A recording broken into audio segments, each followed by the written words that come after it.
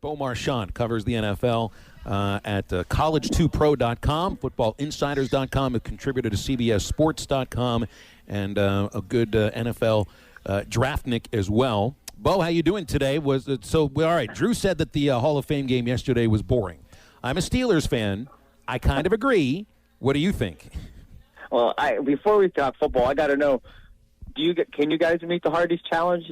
Or do you guys qualify for the burger? No. We do not, unfortunately. And we've been going back and forth to see if we think we can do it. Phil doesn't think he can do it. No, I know I can't do it. I think I might be able to do it if they'd let me take the tomato off, Bo, because I don't like raw tomato. My thing, Bo, is I'm too slow of an eater. I think I could make a thick burger last for the entire 2 hours of the show. So I go in the different direction. I would imagine don't you think like every NFL player? I mean, these guys are eating machines. They could eat. We had a texter said he ate a double thick burger plus the fries and the drink in 80 seconds. That sounds like an NFL player to me. That's pretty impressive. Yeah. Well, you know what? Listen, last night, Tom Benson Pro Football Hall of Fame Stadium.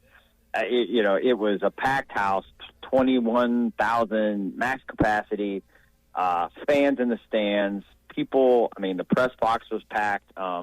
It was the most, pre-COVID existing sports event that I've been to, since we've been under this pandemic condition. So the game might not have been fantastic, but most Hall of Fame games aren't. I like to say it's kind of like it's just a real precursor to, the preseason. It's just an extra little game that these guys get to go in. But I thought last night was fabulous. I think the big thing was, Najee Harris looked pretty good. And I've never remembered Tomlin really given a lot of credence or positivity in terms of really throwing a guy some love. And he did that last night in the presser, which, again, was really nice.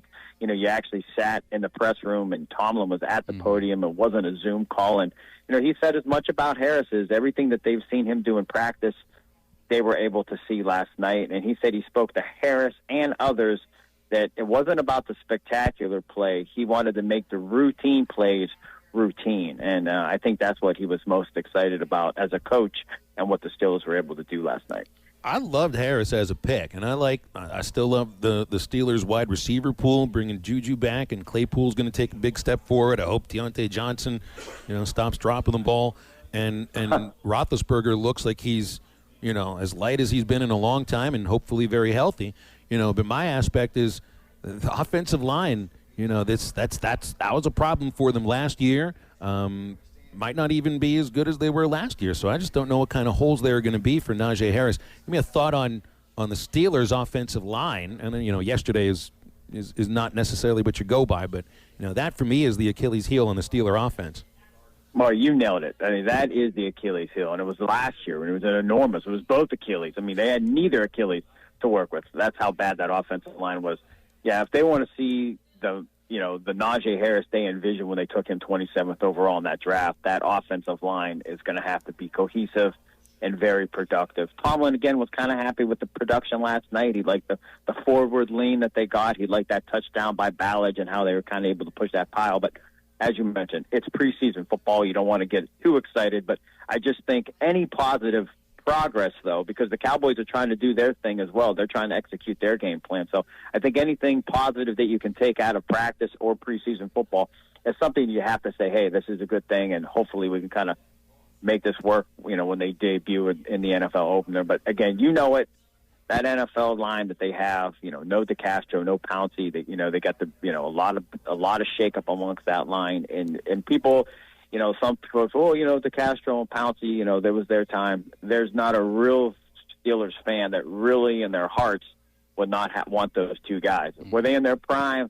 No, but they felt comfortable. But this is the hand they're dealt. Both these guys are no longer on the roster. They elected retirement. But at the end of the day, I hope that they can get it resurrected. I always thought that line, I knew they were going to take, I shouldn't say I knew, but I really was confident in the idea. When Mike Munchak left to go to Denver, his daughter moved there. It wasn't a discrepancy with the Steelers. It was just a family choice. He wanted to be closer to her and the family that he elected, and he's now in Denver. And you see, I think Denver allowed 4 sacks or some crazy statistic last year compared to the years before. And when Munchak was at the helm of that line, that's when we saw some of the biggest success from it in recent years. So it's a matter of them finding that magic that Munchak left when he went off to the Broncos.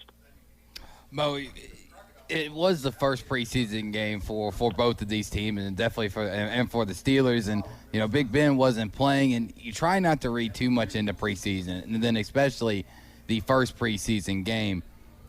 But when Big Ben is eventually going to be gone, either this year more than likely or one extra year, do the Steelers really believe one of the three guys backing up Big Ben is the future? Do they really believe it's Rudolph or Dobbs, or that they can somehow re-erect Haskins' career so he doesn't join Jamarcus Russell as one of the biggest busts of all time? I think internally they do believe it. And I think that's the mindset of any team. I mean, if you bring a guy in, you think there's upside. I mean, do they think Mason Rudolph's going to end up, having a Pro Bowl or Hall of Fame type career as Ben has, and throwing for top 5 yards, touchdowns, and play as long as it? I mean, I don't know if that's the expectation, but I think they bring these guys in with the hopes that they can pan out, and you want them to succeed to the highest level. But I mean, we know that you have to be elite to get to that elite level, and very few can do that. So, is the future of the quarterback? If you're a Steelers fan or that organization, you hope Rudolph, even Haskins, finds some life, or even Dobbs, somehow gets them through the thick and thin if they need to. But at the end of the day, that's an unknown, and they're going to ride it out with Ben, and you just hope Ben plays 16 games. And if he doesn't, you assume it's Rudolph's role. That's going to be the guy I think they go to first. I think that's evident. But last night, I mean, they all showed a little something. You watch Haskins. I mean, just his athletic ability. I mean, I know it was an overthrown pass, and you're like, well, it wasn't accurate pass, but I mean, he does some things, with that ball in his hands when he throws it. I mean, he has pop. I mean, that thing bursts out of his hands. Granted, I mean, it doesn't matter if it's not going to where you need it to go. I mean, you just want a guy that can deliver the ball in a catchable way to the receiver. But, if he can find some life, for what they cost, it's, low, buy low, maybe get it high, and Haskins could be the guy. But right now it's Rudolph's role. And you guys, so we got a Steelers guy and a Ravens guy as hosts. Are you guys going to talk during game week? Well, I'm wearing my Ravens hat right now. I didn't even notice that. Oh, really? Sure yeah. You didn't. I usually don't see the color purple on people's hats when they're black, so I couldn't quite tell what you were wearing there. Oh, okay. Is that the best rivalry in the NFL right now, Bo? Oh, or did it take a little bit of a back none. seat? Okay. No, I think bar none. And this is my testament to why. And granted, I don't travel all across the nation, but last year during COVID conditions in Baltimore, maybe they had maybe 5,000 fans. It was one of the most hyped up atmospheres. I even came home and told friends that it might have been the best atmosphere I've ever experienced at a football game, and there was only 5,000 people in the stands. And again, I've been to pretty big games. I've been to some real barn burners, two high-profile teams in college and pro. And that game, that atmosphere, I mean, they don't dislike each other, but they're both successful. They've had, the division titles. They have the Super Bowls in the last couple decades to prove their success. And they are the class act to me in terms of, that rivalry in the NFL, that not only do they dislike each other, but they're successful, and neither one of them really has an advantage. When they play, you don't know who's going to win, and that's the great thing about the rivalries. I mean, Michigan, Ohio State. I mean, it's not a rivalry anymore because Ohio State's won 25 out of the last 26. So you just kind of laugh at it. You just listen, it's like, But these two teams and their success, I think that's why it's so important, and that's why when these two teams face each other twice a year, oftentimes even in the playoffs, you get such clashes. Yeah, well, I remember you telling me last year about your experience at M&T Bank Stadium and the great reviews you were giving it. One big story, maybe not big, but it's been a talking point today out of the Hall of Fame game was what happened on the broadcast as Jerry Jones publicly said he was going to put Jimmy Johnson into the Ring of Honor. Do you find that was a genuine, and what he's been saying is saying it was mostly his fault for breaking up the Jimmy Johnson era in Dallas and it was selfish of him? Or do you think that, because I've seen both sides argue that it's really Jerry trying to be genuine and apologize, or it's just another way to turn the story back to Jerry? Where do you feel this one lands? Well, I think it's long overdue, and I'm glad. I think it's genuine that Jerry has recognized Jimmy Johnson for what he did for the Cowboys, and usually it's the team puts the guy in the Ring of Honor in their stadium, and then the Pro Football Hall of Fame follows suit.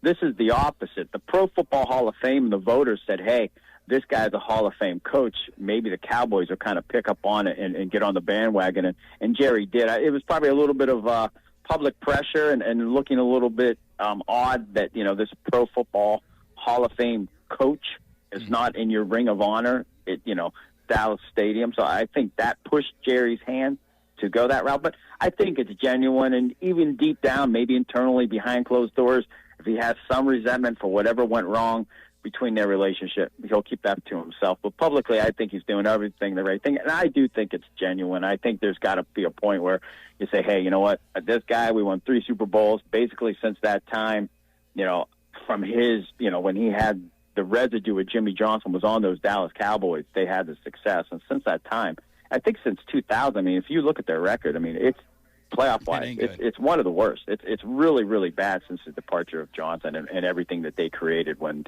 they headed to Dallas together and created a dynasty, to be honest. Well, we're talking about, too, the all-time great franchises in the NFL, in the Steelers and the Cowboys. Not the Ravens. No, thanks for throwing another punch there, Phil. What about where do the Winnipeg Blue Bombers fit into the conversation in the all-time great teams in the CFL? Because I see that they've won 11 Grey Cups. It seems like quite a lot. You scout for the Winnipeg Blue Bombers, a CFL team, and it sounds, very, very interesting. I think a lot of us view that the CFL gets the, those who can't make the NFL. Is that true? And what are you looking at as a scout? Are you looking for diamonds in the rough, that sort of thing? Yeah, well, it is. And helping out with Winnipeg, it's been a fun experience because you think, hey, this guy, first thing is, most players, it's hard to get them to Canada. Most guys really want that shot to play in the NFL. If you're an agent, you tell your guy, listen, you know what, the NFL phone might not ring, but you know what, you might be able to go up north. Some take that as an insult. So then you got to get them past that. And then there's other guys that they just want to play football anyway. You could tell them they're going to play on Jupiter and they're not going to make it there for 3 years by the time the spaceship arrives. They'd sign up and go right now. So, it's a different avenue. You can only have so many Americans on there's so many Canadians that have to be on the field every play. So there's some different things, but overall, it's a high end, football. I've seen it, but at the end of the day, these guys really want that NFL career, and I don't blame them because that, you sign one NFL contract, even if you play a year, you're going to make not life-changing money, but the pocket that you're going to have in the bank is going to be substantially higher than, playing a career in the CFL. But it's a great experience.